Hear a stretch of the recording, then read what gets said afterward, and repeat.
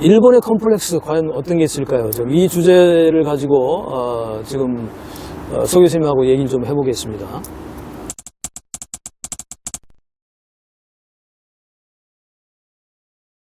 일본이 먼저 가졌어요. 미국한테 협박을 당해서 근대화를 이제 시작을 했는데, 근대화를 시작을 해서 미국 따라서 구라파를 따라잡으려고 한 끝에 미국하고 정쟁을 했지 않습니까? 두 번 당했어요. 두 번 당한 뒤에 어떻게 됐는지 하면은 꼬리를 완전히 내리고 꽁무니 따라다니지 않습니까? 그러니까 우리가 미국하고 한미 관계를 구축을 해가지고 동맹을 유지한다는 것하고 일본은 전혀 다르지 않습니까?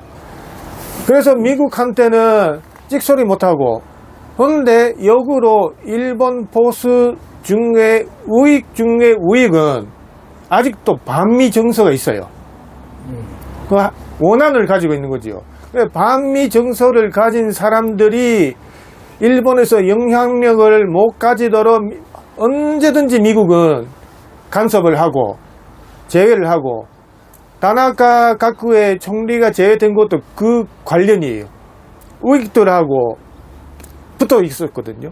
그래서 미국으로부터 그 정치 자금을 받았고, 이런 식으로 반미적인 정서가 표시가 되기 시작하면은 뿌리 뽑아요.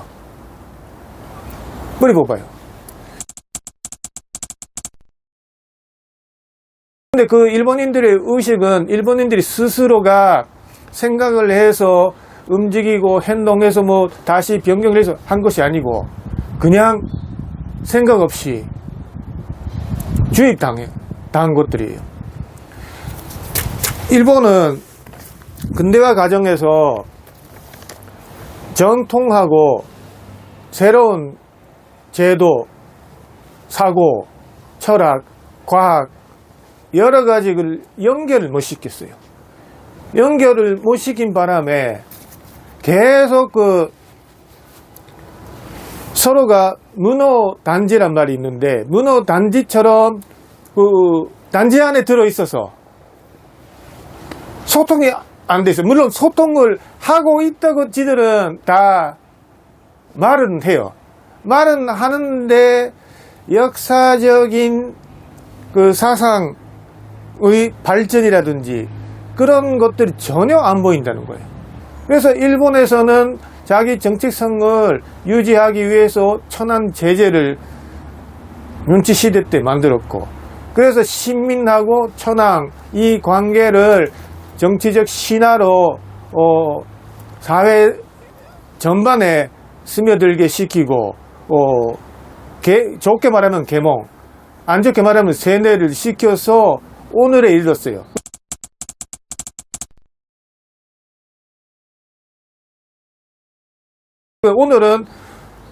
오늘날은 미국이 헌법을 개정한 바람에 상징은 되었지만은 책임을 누가 졌느냐 하는 것이, 모든 이들이 천안한테 책임이 있다고 하는데 천안은 책임을 안 졌어요. 그러니까 일부 군부 순애들이 처형당했지 않습니까? 그래서 그 사람들이 이 유고를 다 바다에 뿌렸어요. 왜 뿌렸느냐 하면은 신격화 안 되도록. 그만큼 일본이 그 천황 체제 하에서 뭉쳐서 뭔가 하고자 하는 것에 대해서 경계심을 가졌는데, 그 경계심이 다시 이 고개를 들기 시작하는 걸 철저하게 막아온 거예요.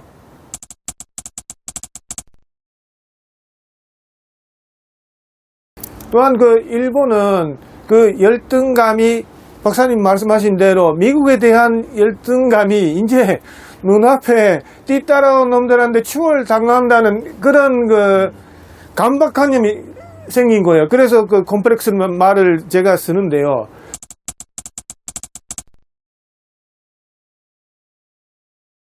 또한 그 국내적으로는 욕구 불만이 있어요. 안 변하는 이제 성장이 기대 안 되는 나라. 그래도 어떻게 그 느끼는지 아세요? 젊은 사람들이. 이 정도로 먹고 살 수 있으면 좋잖아. 이거예요.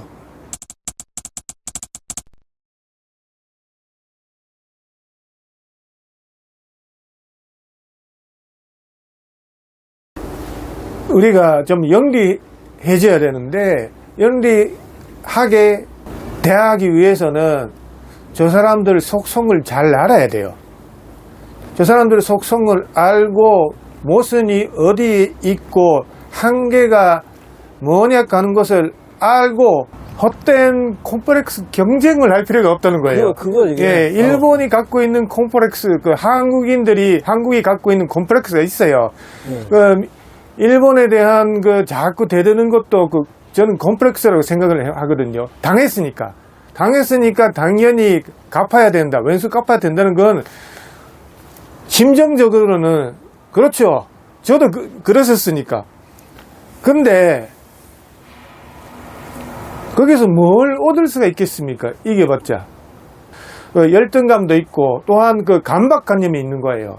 이건 반드시 얻어내야 된다. 우리가 반드시 그렇게 시켜야 된다. 그렇게 생각할 필요 없지 않습니까? 뭘 요구하려면 힘이 있어야 돼, 우리가. 그러니까 힘이 있고 뭘 가지고 있으면 진짜 그때 가서 요구할 필요도 없어. 예, 그렇죠. 상대가 이미 숙이고 들어오니까. 그래서 지금 이제 서 교수님 말씀은 이제 바로 그런 거죠.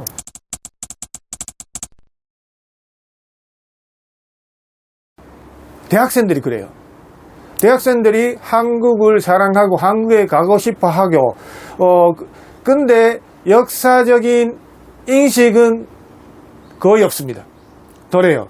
그 친구들한테 역사를 가르치고 너희 할아버지 할머니 세대가 어떻게 잘못한 짓을 했었고 그 사실을 안 배우고 안 가르치고 일본인들은 젊은 세대는 말입니다. 한국인이 되고 싶다는 젊은 사람들이 있어요. 그러니까 그런 것들이 이미 우리가 일본이 한국에 대한 두려움이라든지 혹은 시기심, 질투심 하여튼 뭐 여러 가지로 상대도 안 되던 것들이 지금 이제 거의 따라와 있으니까. 예를 들면은 BTS가 잘 나가는 소리를 우리가 할 필요가 있습니까? 그렇죠. 그냥 온 세계 그 팬들이 아미들이 좋다 해서 따라다니면서 엄청난 비싼 그 숙박료를 내면서 부산까지 오지 않습니까? 그 정도 가면은 아무도 못 건드려요. 그 정도 여유를 가져야 된다는 것을 말씀드리고 싶고요.